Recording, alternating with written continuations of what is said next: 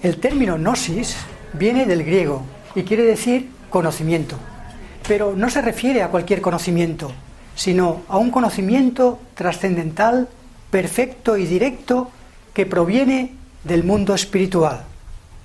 Según la gnosis, el verdadero conocimiento no se puede obtener a través de la ciencia ni de la fe. La ciencia, en sus investigaciones, utiliza el método científico, basándose en la observación, en la experiencia, en lo empírico, en la medición y en el razonamiento lógico.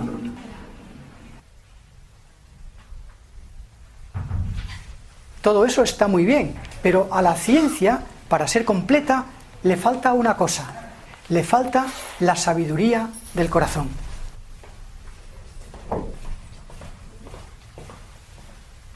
Por eso, según la gnosis, la ciencia es una vía imperfecta del conocimiento.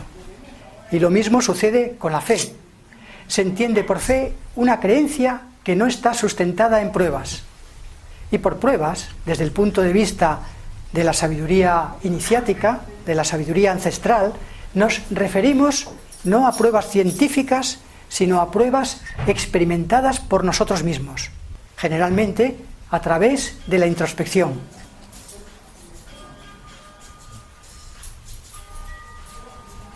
Por lo tanto, tener fe en algo quiere decir que tenemos unas creencias que asumimos como verdaderas, aunque no lo hayamos experimentado. Todo el mundo tiene fe en algo, todo el mundo tiene sus creencias. Las creencias no son más que ideas que se asumen como verdaderas, aunque no lo sean. Las ideas pueden cambiar con más o menos facilidad. En cambio, las creencias son mucho más rígidas, más duras, ya que son ideas calcificadas, fosilizadas y energizadas con emociones.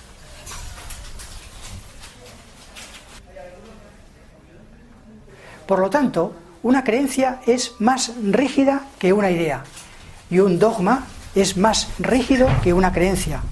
Me refiero que una creencia no dogmática. Sabemos que muchas creencias provienen de dogmas. Los dogmas son ideas que se han convertido en creencias rígidas e incuestionables, es decir, en creencias que no se pueden poner en duda. Por lo tanto, no es lo mismo hablar de creencias que de dogmas.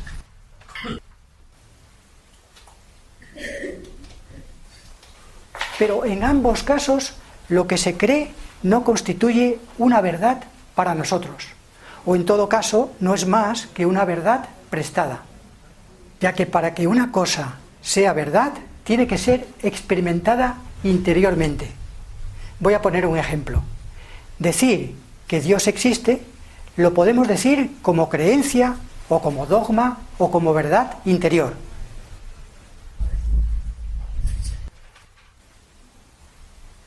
Si lo decimos como creencia, en realidad no es una verdad para nosotros. Si lo decimos como dogma, tampoco es una verdad para nosotros. En cambio, si decimos que Dios existe como verdad interior, entonces sí que es una verdad para nosotros.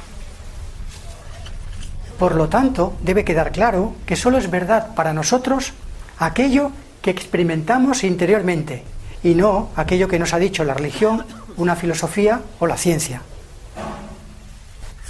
Cuando hablamos de dogmas, la mayoría de la gente piensa en dogmas religiosos, pero en realidad hay dogmas sociales, científicos y de toda índole. Por ejemplo, un dogma científico es creer que solo en el ser humano hay consciencia, y que en las rocas, en las plantas y en los animales no hay consciencia. Eso es como decir que en toda la Tierra solo nosotros, los seres humanos, somos conscientes de nosotros mismos.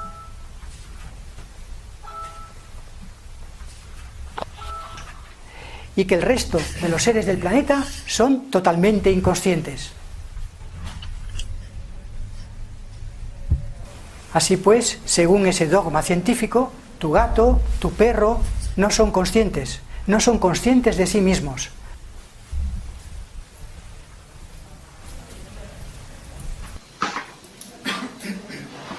En ese sentido, la sabiduría iniciática nos dice que la consciencia habita en todos los cuerpos de la creación,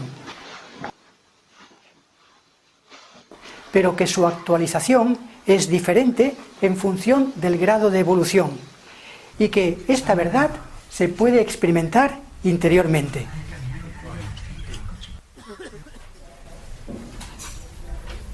Otros dogmas científicos consisten en pensar que la memoria se almacena solo en el cerebro y que la mente solo está en la cabeza. En cambio, según la sabiduría iniciática, la memoria y la mente están en todo el cuerpo. Y no solo en el cuerpo físico, sino también en otros cuerpos más sutiles. Otros dogmas de la ciencia los vemos cuando reducen casi todo a una física mecánica, viendo en las plantas, en los animales y en los seres humanos meros robots, siguiendo un programa genético y creyendo que todo se ha creado desde el principio de los tiempos debido a una casualidad mecánica, y que en el proceso evolutivo de la naturaleza no existe ningún propósito. En cambio, según la sabiduría iniciática, no existe la casualidad, sino la causalidad. Por lo tanto, podéis ver que hay muchos dogmas de tipo científico. No obstante, han habido grandes científicos que han incorporado la sabiduría del corazón. La han incorporado en sus vidas personales o en sus investigaciones. Louis Pasteur fue el químico francés que creó el proceso de pasteurización. Y una vez dijo que un poco de ciencia nos aparta de Dios, pero que mucha ciencia nos aproxima a Él. Albert Einstein, el científico más conocido y popular del siglo XX, expresó su creencia en Dios,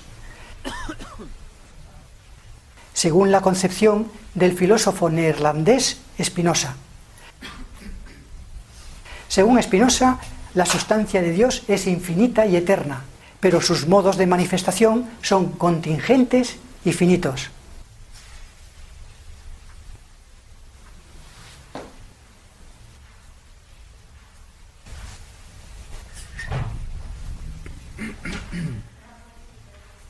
Religión solo significa amarrar con fuerza, en el sentido de unirse a Dios con intensidad.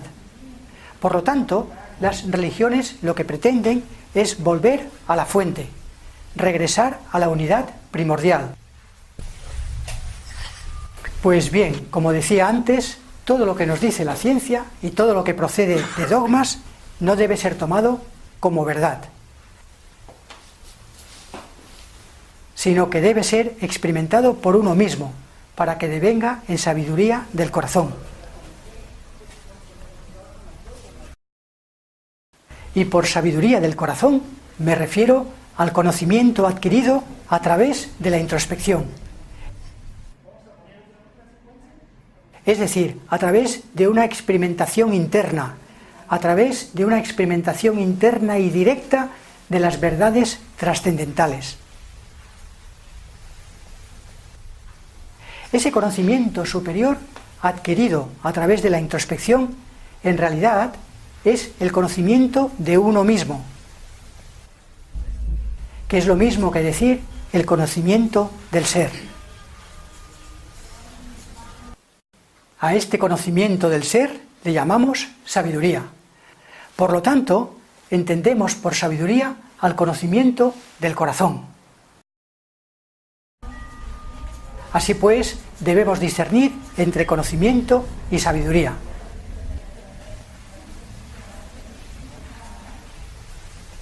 Conocimiento hace referencia a toda la información y a todas las ideas que se adquieren del exterior. En cambio, sabiduría hace referencia a toda la información y a todas las ideas que brotan de nuestro corazón.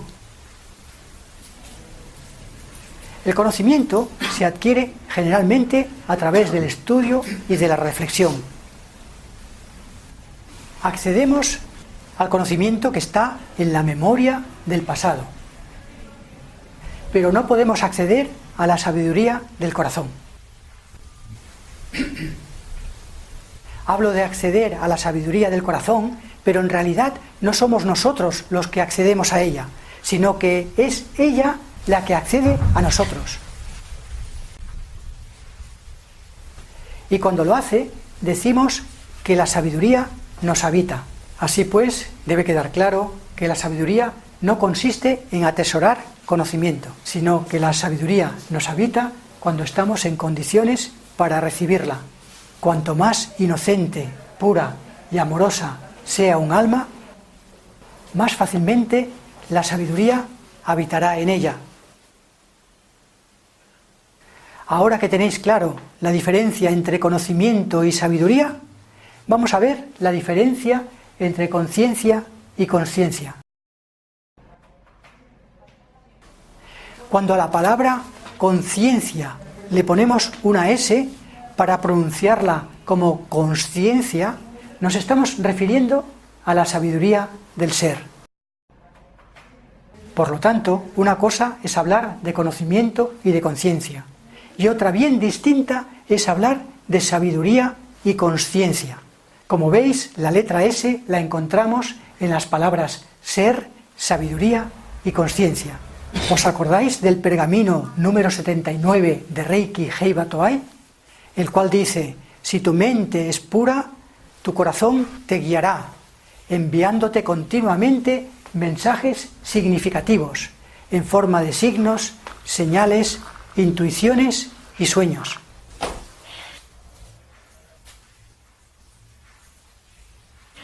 Este pergamino nos está hablando de la sabiduría del corazón. Nos está diciendo algunas maneras de cómo actúa la sabiduría del corazón.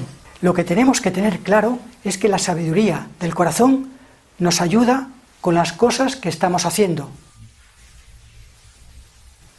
Ya sea que estemos escribiendo un libro, o escribiendo una canción, o preparando un viaje, o haciendo un trabajo de investigación, sea lo que sea que estemos haciendo, si se activa la sabiduría del corazón, todo será mucho más fácil,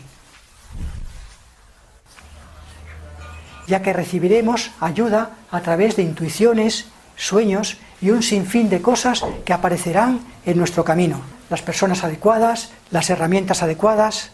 Eso es así porque la pureza hace que nos habite la sabiduría del corazón. Y de esta manera se activa la sincronicidad. Sincronicidad es un término empleado por Jung.